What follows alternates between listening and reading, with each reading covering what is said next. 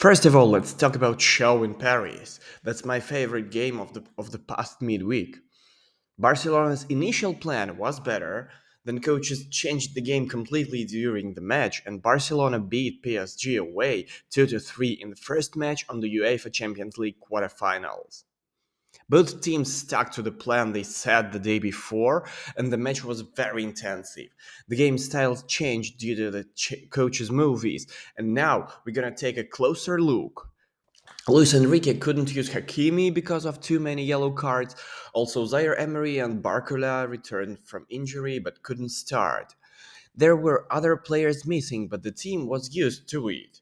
As expected, Lucho came up with an interesting lineup where Marquinhos played as the right back and they attacked without a typical forward but with Marco Asensio.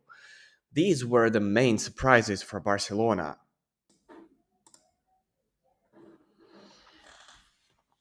From Barcelona's side, it depended on De Jong, Pedri, and Christensen returning from their injuries, and only De Jong started the game with Sergio Roberto in midfield and Gundogan moved to the number 10 position. In attack, it was the usual combination. There weren't any surprises, with Rafinha, Yamal, and Lewandowski starting. Luis Enrique decided to play personally against Barcelona and failed. This season, Enrique likes personal pressing. It was interesting to see how it would work against Barcelona. Barcelona recently punished Getafe 4-0 and Atletico Madrid 3-0 right for this thing. Barcelona's main strength against personal pressing is Marc-Andre Ter Stegen. You cannot press goalkeeper, but he's extremely good at footworks and it allows him to punish opponents for pressing. However, Enrique didn't change the pressing plan. Barcelona could have punished PSG immediately when Ter Stegen passed to Lewandowski, who set up a chance for Rafinha. Passes to Lewandowski were Barcelona's main attacking tool. Lewandowski could control the ball and keep Barcelona away from their goal or pass to a teammate leading a dangerous attack. Comparing with previous matches, Barcelona took time to adapt, but then became more dangerous. The same happened to this match. PSG had some shots in the beginning, but Barcelona gradually gained control. They even scored a goal exploring PSG's weakness in personal pressing. In the further course of match, the character of the game changed multiple times, but Luis Enrique didn't shy away from personal pressing. They continued these tactics even in the second half. Consequently, the nature of challenges remained the same, but it seems that Lucho was already for the risk that such a plan against Barcelona entails. Of course, I wasn't surprised by Xavi's plan at all. Long passes to counter our pressing, especially when your goalkeeper is Ter Stegen and your forward is Lewandowski, said Enrique at the post-match press conference. Apparently, Lucha won't give up on this plan in the return leg, but for now, after this first match, the idea seems rather unsuccessful. Enrique actually highlighted Ter Stegen and Lewandowski as the main beneficiaries of this scenario. However, it's worth adding that in combination with Rafinha, who is strong in finding space behind the defense, and Yamal, who can hold the ball, it looks particularly appropriate. PSG starting plan with the ball also didn't work. Barcelona securely covered the flanks. Comparing PSG's and Barcelona's starting plans, Barcelona was much more conservative when playing without the ball. Barcelona was ready to withstand long periods of PSG possession in a defensive formation, most likely using 4-4-2. Barcelona paid special attention to the threat from the flanks. Mbappe and Dembele trying to double up on the wingers, sometimes even triple teaming them. Rafinha and Yamal actively helped their fullbacks against PSG wingers, often forming a defensive line of 5 or even 6 for Barcelona. Both Barcelona and PSG used personal orientations in pressing. The 4-4-2 formation neatly overlapped PSG's build up. PSG also tried to exploit personal issues, but they didn't have a target striker and a good passing goalkeeper, so they had to be creative. And Enrique showed creativity. He used a model with two false nines, Asensio and Lee Con Eom. The idea was for them to stretch Barcelona's central defenders into uncomfortable zones, leaving these zones for Mbappe and Dembele for one-on-one isolations with their opponents. If Barcelona's center defenders didn't follow Asensio and Lee, then PSG could simply have an advantage in midfield. In theory, it looked very interesting, but it didn't work in practice. Firstly, PSG could have used these tactics more often, sending Mbappe and Dembele on speedy runs. Secondly, Barcelona defenders simply performed well. They either confidently defended one on one or the central defenders quickly provided support. In the first half, Mbappe and Dembele had two non-threatening shots each, a decent reflection of Barcelona's starting plan effectiveness. They defended in numbers in a low block and performed well individually in a high line. Enrique's plan was very interesting but raw. Substituting Asensio at halftime was just a confirmation. The starting plan remained with Javi. Enrique shook up the game in the second half. Xavi expected the rules and offered his movies. Luis Enrique made several changes at halftime. As we've mentioned, Asensio left the field, Barcola came on instead and moved to the right flank, while Dembele shifted to the left. There was also a rotation in defense. Marquinhos swapped places with Hernandez. Barcola's introduction allowed PSG to have another speedy dribbler on the field dangerous in transition phases, and Dembele's move to the left flank differently changed the left wing. Now Yamal's assistance was not sufficient. Both of these factors contributed to both of PSG's goals. The first one, countered pressing, immediately found Dembele with a pass during a transition phase. Yamal didn't manage to get back and De Jong moved up to help Koundé. That's a situation 2 versus 2, and Mbappe and Dembele executed it brilliantly. The second, Barcola initiated the attack, De Jong now helped Cancelo, Sergio Roberto was caught between Vitinha and Dembele in midfield, and eventually the Portuguese scored the second. In an attempt to neutralize the increased threat from the flanks, Barcelona started to shift more towards the edges, which exposed the central midfield more. Xavi's reaction was to bring on Pedri for Sergio Roberto and move Rafinha to the right flank. This move didn't help defensively, as it left Pedri isolated against De Jong, but it allowed the team to feel more comfortable in an open setup. Xavi chose not to shut down the match into a more comfortable mode for Barcelona, but agreed to the new rules and adapted. The substitution worked immediately. Now Barcelona countered PSG's pressing. Donnarumma simply cleared the ball, and the Catalans won the ball back. Pedri received the ball and immediately responded to Rafinha's run, making a brilliant pass to the Brazilian. Xavi's substitutions leveled the game, allowed Barcelona to respond proactively, but PSG still posed more threats in the second half. Barcelona were more clinical with their chances, but they can hardly be satisfied with their performance in the second half.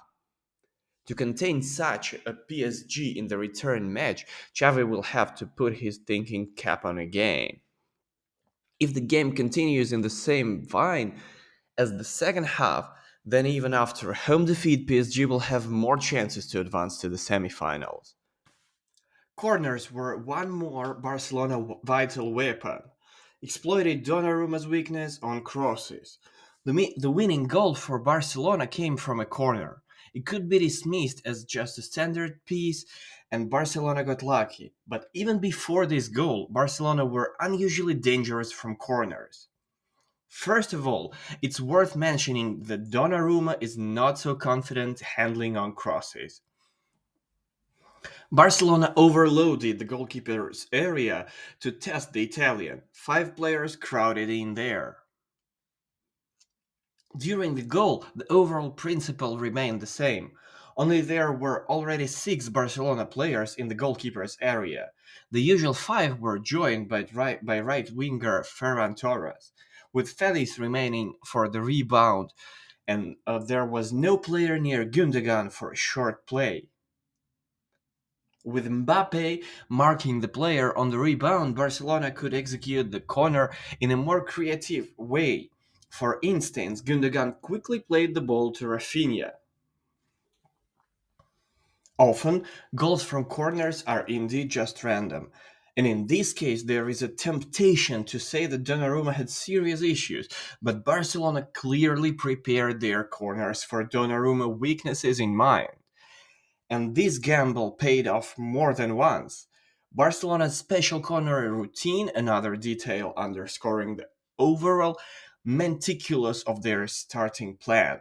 The coaching staff did an impressive job. Nevertheless, to some, the match ended up more of a draw, and Barcelona's victory was determined by minor details. The first half belonged to Catalans and the second to PSG. Luis Enrique offered a creative but raw starting plan, while Xavi was more conservative but more effective. During the match, Lucho adeptly used his bench of resources, unfolded the game, and pulled Barcelona into an uncomfortable scenario.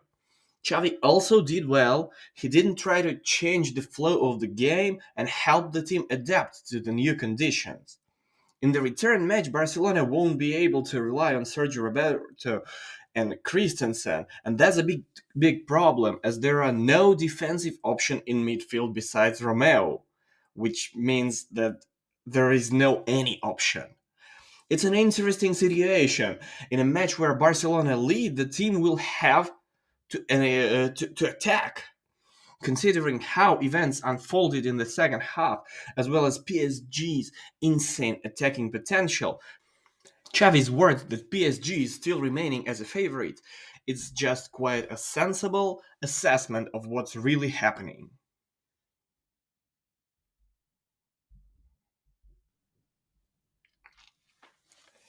And now it's time to discuss modern classics. The first leg between Real Madrid and Manchester City. It turned out to be one of the most thrilling quarterfinal matches in history of the Champions League, with a high tempo, six goals scored, and plenty of beautiful moments with the ball. Both teams treated neutral fans, and probably their own supporters, to a real football spectacle. After such a game, both teams might be thinking like, it could have been better, it could have been worse. It's especially true for Madrid, who looked more dangerous in their attacks and had the chance to take a 3-1 lead. But Manchester City might also regret missing out on two opportunities to go ahead in the scoreline. Nonetheless, both teams can be satisfied that they didn't lose the match in the end. Yes, even Real Madrid, despite playing at home, where a victory was highly desirable. The glass is more half full than half empty for both sides, but let's pick it down. Ancelotti prepared a really good plan for the game. The game was different from all the previous ones between us. This time we used pressing as a tool to apply pressure and win the ball. Carlos' words after the game already indicate one part of his plan, but there were many others.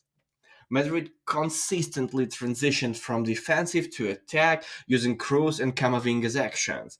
They were clearly instructed to find partners between the lines and take risk in both passing for Toni Kroos and dribbling for Eduardo Camavinga.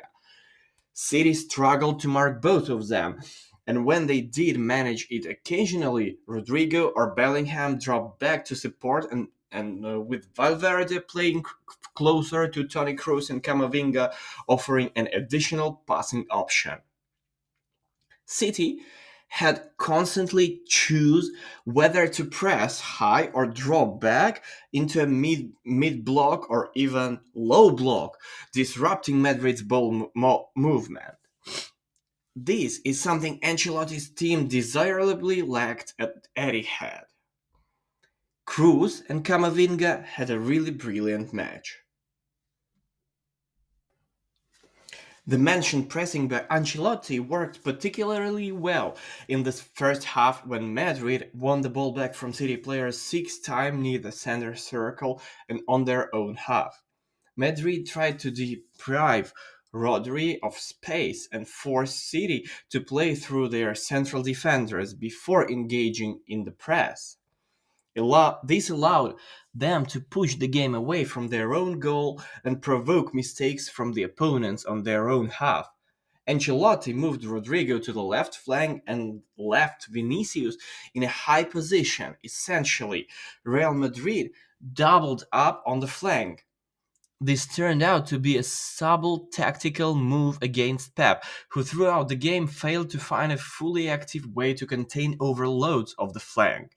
Vinicius and Rodrigo often swapped positions, making it difficult to defensive players to cover them both. This tactical move, along with the well exhumed transition from defense to attack, led to Madrid having 5 shots from outside the penalty area, something City never allowed under Guardiola in clashes with Real Madrid. Real controlled Manchester City well, saturating the center and forcing them wide. Especially, they made City play through Grealish flank, considering it the least dangerous zone for ball progression. The calculation was logical. Madrid focused on closing the center and the left defensive flank. There were Foden and Bernardo Silva frequently attacked.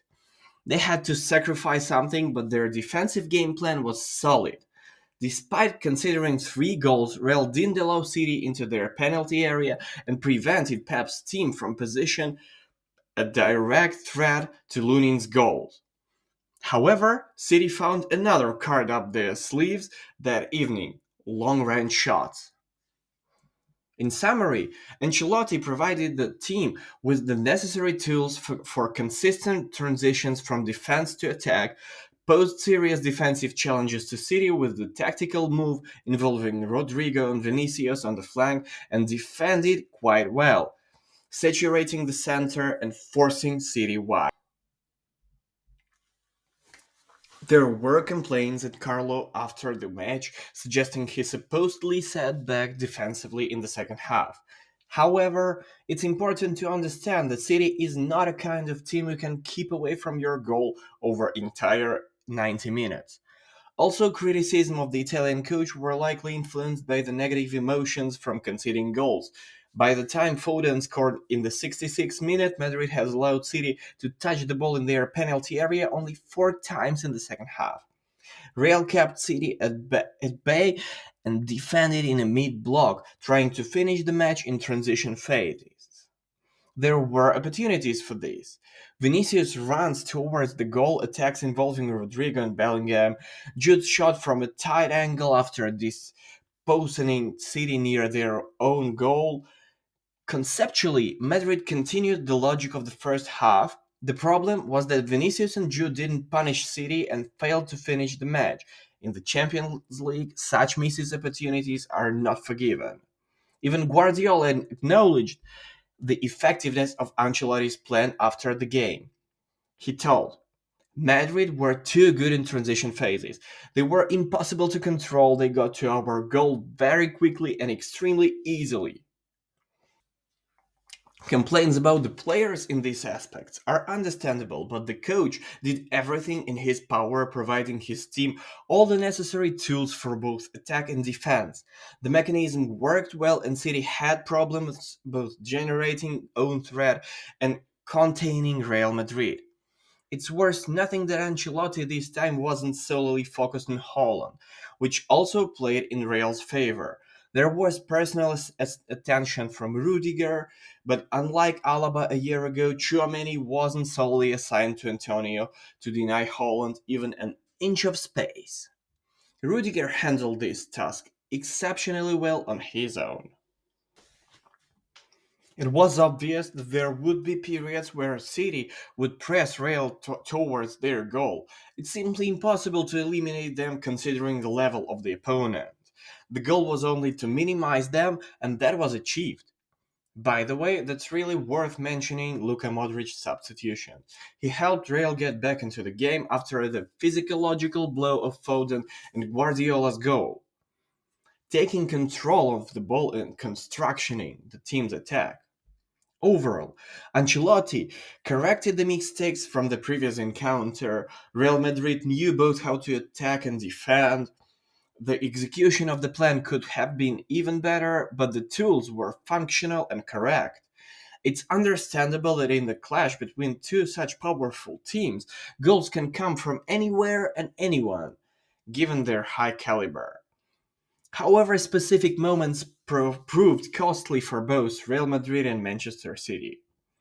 Real Madrid conceded the opening goal from a free kick by Bernardo with a Lunin fault that could have been done better, also by Chouameni, because he committed an unnecessary foul. Manchester City conceded their first goal solely due to a deflection of Ruben Diaz, a situation that didn't necessarily pose a threat. Despite effectively containing City and denying them entry into the penalty area, Real conceded all three goals from shots outside of the box. For the first time since 2000, with one scored by a central defender with his weaker foot from 25 plus meters. I don't count Madrid's second goal among these instances because Rodrigo in some way ran one on one and reached the goal, which inherently posed a threat. These episodes underline once again that it's impossible to control everything in such a clash. Certainly, Camavinga could have played better in the episode with Foden's goal, and someone could have made Eduardo better in the episode with Diaz's own goal. However, teams typically don't anticipate that shot from outside the box, and it will be so dangerous they try to close down obvious goal scoring opportunities. 4 out of 6 goals were scored from outside the penalty area within the context of a single match. That's incredibly high. Both Manchester City and Real Madrid were somewhat unlucky in specific moments where things could have gone differently another day. Just don't mention that Pep Guardiola will prioritize such shirts in future. Manchester City is now a favorite, especially after such a match scenario. A draw away is an excellent result for them. With the second leg at Etihad, Pep becomes a favorite in this context. They were already favorites before the match, but by little, but certainly not to this extent. Nevertheless, Real Madrid has the reasons for optimism. They have a functioning transition from defense to attack plan, which City struggled to cope with. Understanding how to contain City differently by saturating the center and remaining compact. The absence of fixed positions for Vinicius, Rodrigo, and Bellingham creating constant problems for City. It's still unclear how Manchester City will address the issues of Vinicius and Rodrigo runs behind the defenders and maybe other aspects. Winning all individual duels against them is simply not feasible, so in addition to workers' return, City will need tactical adaptation. Ancelotti's plan was really smart and it needs to be adjusted just only based on the changes Guardiola will make in the return leg. Guardiola needs to find new options to constantly trouble Real Madrid defense and he cannot rely, he's just simply too good coach to rely on long range shots once again. Some of these responsibilities will surely fall on De Bruyne individually, but tactically changes are also necessary. At the same time, an aggressive press doesn't seem like a good solution against this Real Madrid side. With Toni Kroos, Camavinga, and Fede Valverde in midfield, they all three are very resistant to pressing, and two attacking plan could be backfire on City and give too much freedom to Vinicius and Rodrigo up front, who are really fast, and which was already a problem in the first leg. Real Madrid, on the other hand, needs to work on their finishing and bring Vinicius and Bellingham into better form. The Brazilian provided 2 assists, and the Bellingham was good in duels, but both didn't play at the level expected of them. They didn't lead the game or the team forward. We expected better performance from one of the best players in the world in such clashes. To pass City, Madrid needs to win at Etihad Stadium, where the team has never ever won before.